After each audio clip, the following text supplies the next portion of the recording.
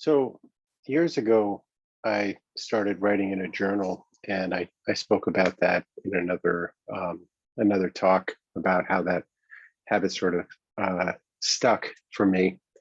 And but when I was starting, one thing that happened pretty quickly was I think when I started initially, I was trying to journal about things that had happened, and I had a little bit of did a little bit of journaling about when I would remember dreams, and that's a fun activity actually. Without going on a tangent, one thing I noticed with that is if you write down anything, at least in my experience, when I wrote down anything from any of my dreams, suddenly my recall of dreams started getting better and better, and it was like every day I could remember what I dreamed the night before, usually much more than I could capture. So in those two approaches with journaling, one like, okay, what did I do today, or what happened this week, or writing down my dreams, I found that it was becoming kind of a big to-do task for me, and so I started getting less concerned about that, and I just sort of introduced, okay, just the the goal is really to just spend some quiet time with my journal, and to really write whatever I felt like writing. And I also released any need for the writing to be good, for it to be structured in any particular way. Literally, just whatever would cross my mind that I felt compelled to put down on paper is what I wrote down. And I would say that's the core of my journaling, even to this day. You know, I'm usually writing about something that I'm curious about, questions that I'm thinking about, and I'll usually have a question in mind that I'll be contemplating for a couple weeks or months, and I'll write about it. And the writing about it and thinking about it is a way for me to gain insight. Um, but what happened was, first of all, the minute I let go of any need for a particular structure or quality, um, words started pouring out of me. It was like as soon as I took off that restriction, um, ideas started to flow, and it was great. It's just very freeing.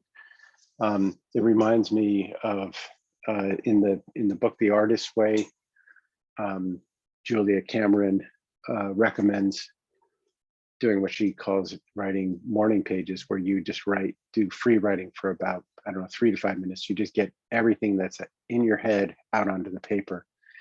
Um, so this, in some ways, was like that, and also it gave me a way of being in touch with what I was intensely curious about, and if there was a question I had, I would really stay on it, and something about externalizing it, putting in language, really helped me think about things with more objectivity and more curiosity. Um, so I recommend that. um, but the other thing that's interesting to note here is the thing that really opened up the logjam for me was removing the need for a certain level of quality or the need for structure. Very, very quickly, I gave up on the idea that anybody would read my journal. Um, and and in many cases that I would even read it. You know, I've written so many pages over the years that I rarely take the time to go back and read them. Occasionally I do, and it's fun and interesting. Um, but it really made an impression on me that once I removed kind of these requirements that I had for myself, things started to flow. And a similar thing happened years ago. You know, I'm primarily a guitarist, and I studied guitar quite a lot.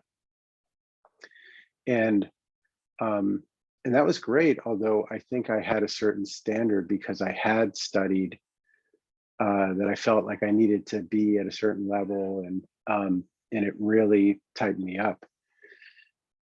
And at a certain point, I decided, oh, I just want to dabble in the saxophone.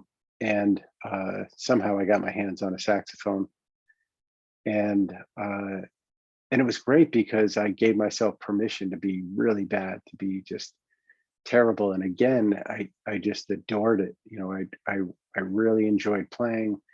Um, I would play, you know, in my apartment in the city, and sometimes I would drive up into the country, and I would sit in my car out at the beach near the water and just play.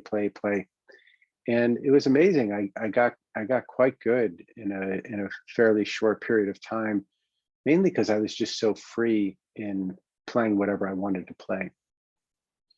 Um, and a number of years after that, I kind of applied the same uh, idea or same framework to my guitar playing. I decided, you know, don't worry about uh, technique, don't worry about hitting a certain standard, just play whatever I'm feeling. And I kind of made a guideline for a year or two where I only played what I wanted to play, and I only played what, you know, that I was what I was really compelled to play and was really drawn to. And again, it was amazing. It was this like flood of real outpouring of creativity on my part, and my playing got much better. Now, I don't want to give up on the idea of study per se, but I think this like removing of certain criteria is incredibly powerful in terms of letting your inner impulse out and letting that guide your writing or excuse me, or musical pursuit, or same thing has worked for me with drawing. And then what I like to do, which engages the same freedom and the same quality of play to this, is sometimes I'll bring back one criteria or one standard. So in terms of writing, I might say, okay, you know, today I'm going to focus specifically on editing, or I'm going to focus specifically on a particular standard in terms of my grammar. And then I'll make that my focus for the day. So instead of trying to have this creative outpouring and at the same time minding my grammar, I'll just make a whole day or even a week about grammar or about editing.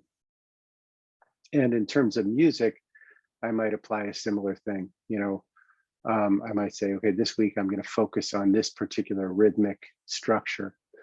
So the idea is, you know, first start with complete freedom, and then introduce one criteria at a time, and just see how much fun you can have responding to that particular challenge. You know, it's almost like if you were to write with your left hand for a week, and after a while you start to get pretty good. I mean, if you're writing, you write with your less dominant hand. And then remove that as the criteria and introduce another one and another one and another one. And then you can start doing pairs, and you can also sit down and say, okay, today I'm going to write a formal piece of writing and see what you know, where that lands for the day. So I found this to be incredibly powerful in terms of just loosening up creative output. And I would say that the time to do it is whenever you're feeling restricted, whenever you're feeling like it's the fear of the blank page. Just notice any criteria that you might be holding unconsciously, remove any restriction, and then just start looking for output. You can also do, in terms of writing, you can do, there's some fun exercises where you just say, okay, for 10 minutes, I have to keep writing, even if it's nonsense, my hand has to keep going. A lot of times that can free a log jam as well. Yeah, so that's it. Just removing any sort of standard or criteria and letting your creativity flow from that place.